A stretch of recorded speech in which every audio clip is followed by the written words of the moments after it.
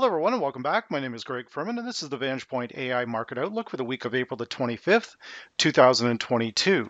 Now, to get started this week, we're going to begin where we always do with that very important US dollar index. Now, the dollar on a real tear had a very significant pullback on Thursday. Now, this is a normal condition that we discuss in the VantagePoint Live training room about Thursday profit taking. So the dollar holding above its yearly opening price, holding above its weekly opening price.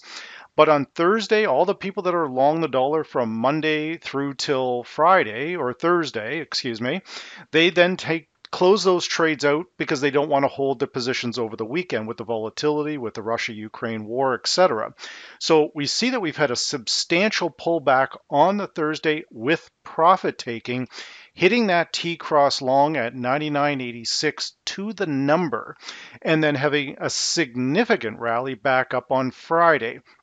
So we're starting the week rather bullish for the dollar, but the dollar, in my respectful opinion, only is a little overdone here on looking at the past seasonal patterns. The dollar up, I think, 2.8% on the month. That's a lofty level. When we look at this over the 3-year period, we can see heavy congested resistance up here that the dollar is trying to break through, up around the 131 area. I'll respectfully submit that's the level. If we can break through 101.40, then that would open up the door to a slightly higher level around 102.53. But I think it'll be a very tall order for the dollar to continue with these moves. Now, a lot of these moves, too, are coming with that rhetoric out of the Fed, out of the different Fed fairs like Bullard and all the Laird, all these other ones keep talking up the dollar. So again, that's helping things, but the question remains, are they going to continue this bullish rhetoric going forward while staring down the barrel of forcing a potential recession? So again, it will be very interesting to see how this one plays out. But to begin the week, we're bullish on our main indicators, our neural index strength, our predicted differences are all above the zero line. We're holding above our long predicted at 100.69. Again, I'll submit that would be, if you're going to continue long in the dollar index, that would be the level to watch. That pretty much matches the Vantage Point predicted low at 100.79 for Monday. So that would be the area to watch on the dollar to see if we can hold, but all stops should be below our T-cross long at the 100 level. Now, with this added dollar strength, that obviously is putting pressure on gold. It's putting downward pressure on the S&P 500. So we can see gold making a push lower here on that rising yields from the U.S. But just this chatter from the different Fed members talking about 3/4 of a basis hike, 50 basis point hike. Remember, it wasn't that many years ago that the Fed ended up with pie in his face when they were saying the same thing, and then they had to put the brakes on. Not only did they have to put the brakes on, then they had to turn around and start cutting. So it will be interesting to see at the next FOMC meeting what the Fed chair is really going to say when he's hit with some hard questions. But for now, gold still has some very heavy verified support at 1916. Our neural index, our predicted differences, but once again, as I've discussed in here the other week, this MA diff cross is our medium-term crossing over our long-term trend, and that long-term trend, obviously, in the month, at least in 2022, is up. So the MA diff crosses, and then you can see that gold stalls up here, makes a one big push to the upside on the 18th, and then down it goes. This is a common thing I see. But again, I think it will be hard for gold to break under 1916 without some additional help from the Fed. But to begin the week, we would be looking for more downside with our key pivot level, our T-cross long, at 1951, followed by 1950 on the long predicted.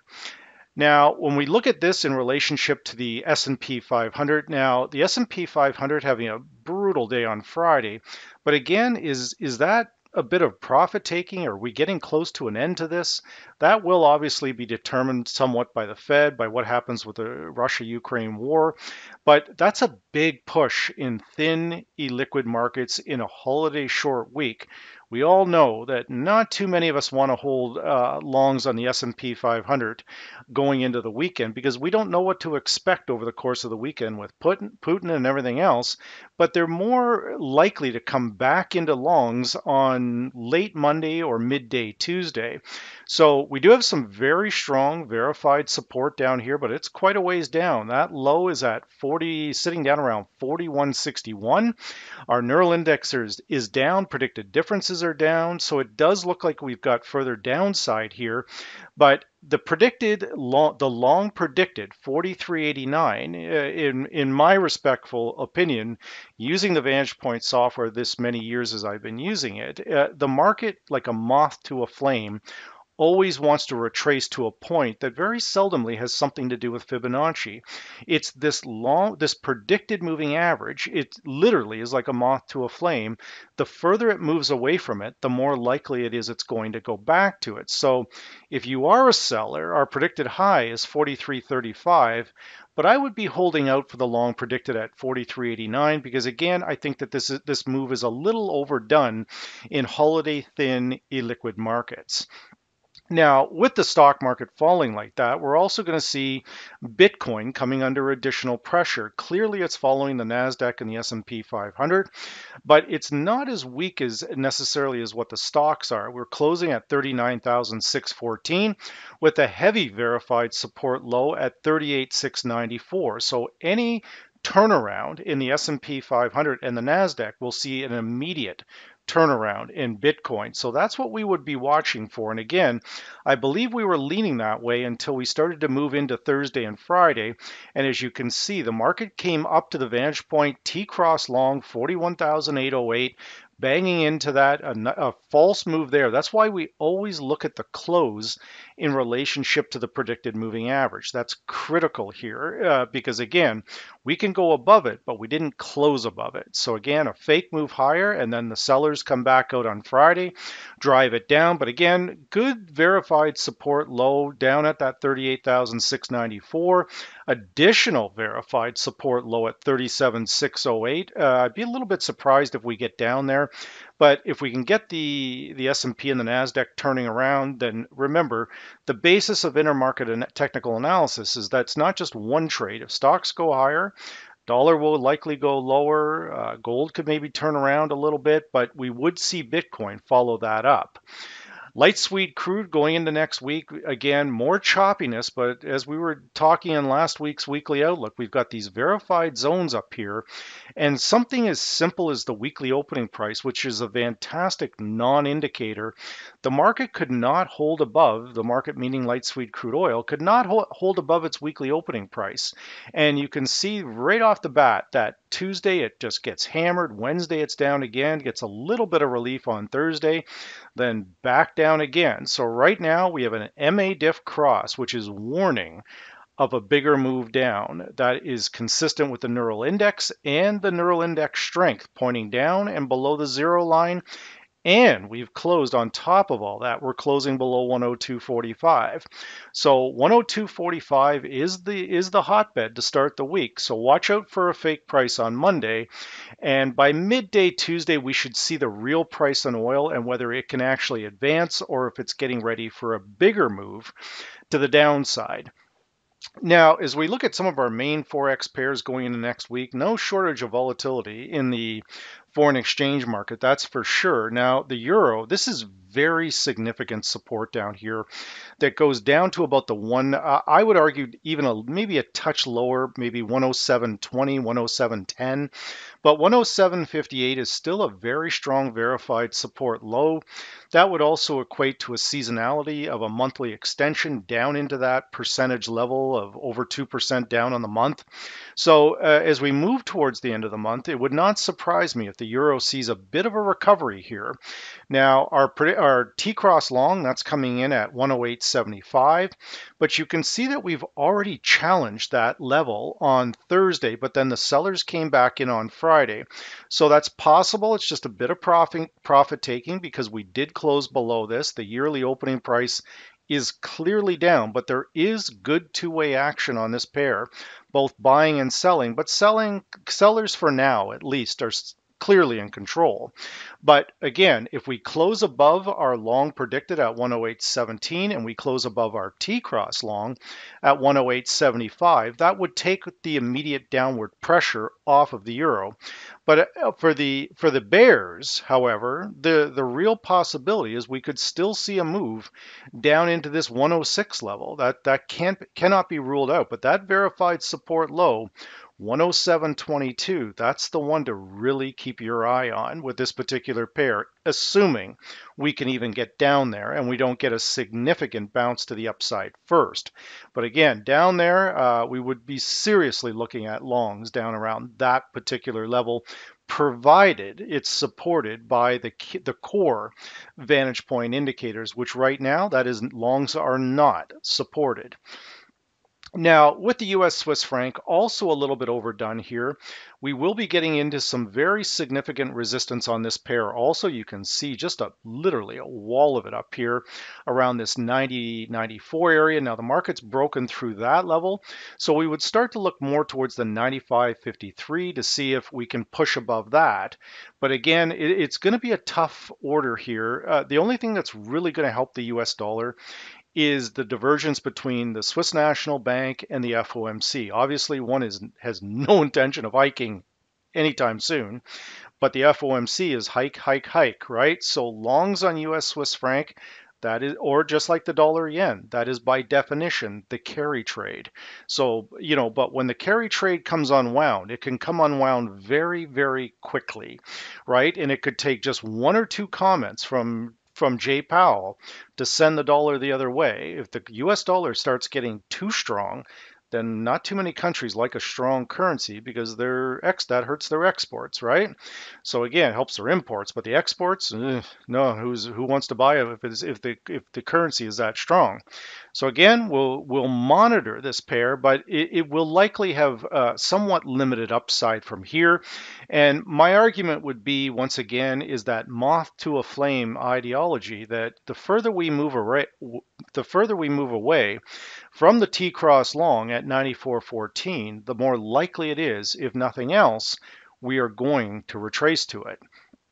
Now, the pound breaking down on Friday, but again, every time I have seen a bar like this, there has been very little follow through. You can see this over here. The last time we had this was February the 24th. For another week, the pound dollar never extended past that low. So right now, we've got a low on the pound dollar coming in at 108.22. We took out a very significant support zone, but we did it in thin, illiquid markets on a Friday. So the question remains now, is this a bear trap down here? We can't rule that out, guys, okay? So whenever I see that, I like to back this out in the VP software to find where these other verified zones are. And I'm going to have to go back a few years to find that. So it doesn't take me too long to get it, though. 126.75, we've got another big one there, which is at 128.99.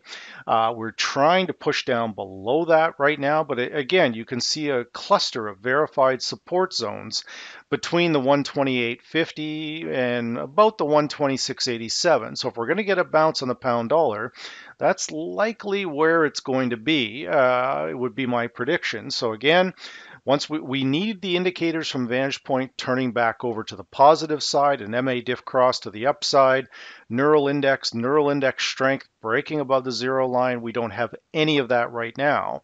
But again, the push down on this bar was rather excessive, but I will point out we did get a warning from that. Once again, on Thursday, we banged right into the T-cross long at 130.72, and then on Friday, we were sitting there. We moved up a little bit on Friday, kissed that T-cross long at 130.46, and boom, down it went. Now, that was triggered by the Bank of England's comments, and I think it was the sales, that retail sales came out of the UK weren't great.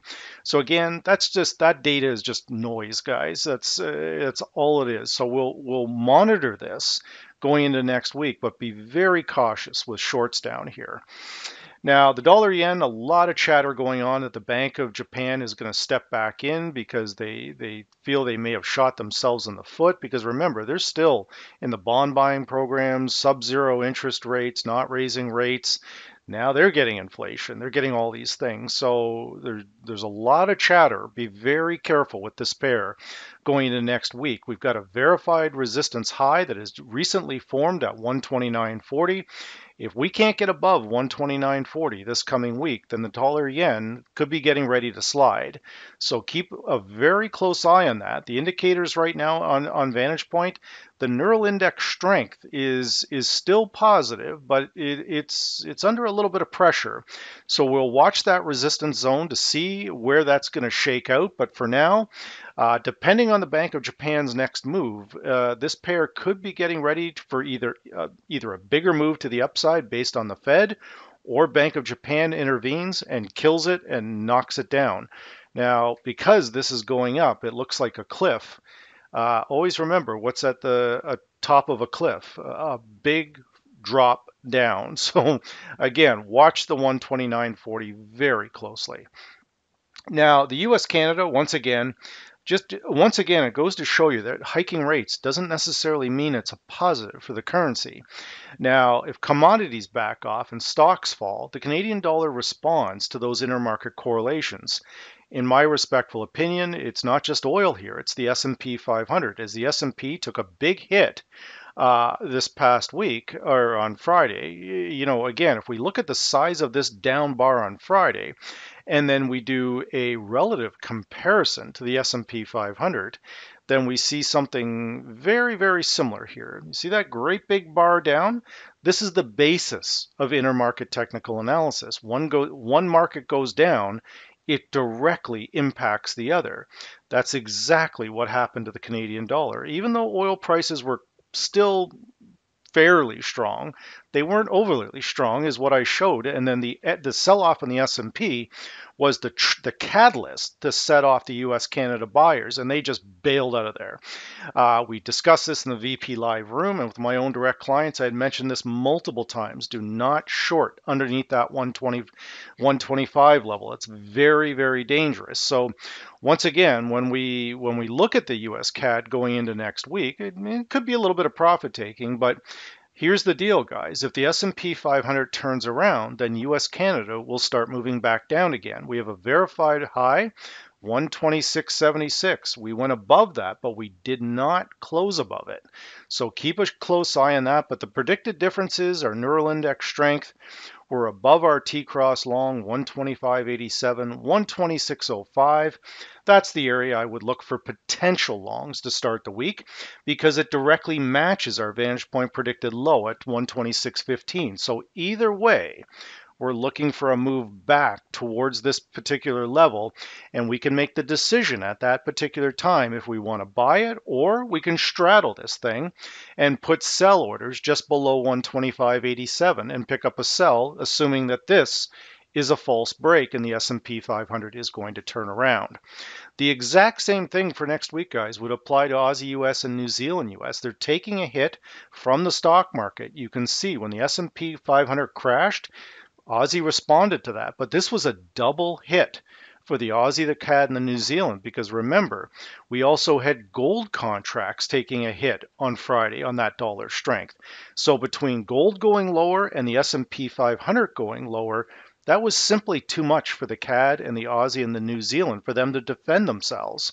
So the same thing, if we see a turnaround, then the Aussie on the S&P 500, and if gold stabilizes, then these currencies would turn around. But you can see that how immediate the reaction is on these currencies. So even if you're not a forex trader and you're on here and you're a stock trader, then you can see that there's a lot of opportunity in these other markets if you understand these direct intermarket correlations.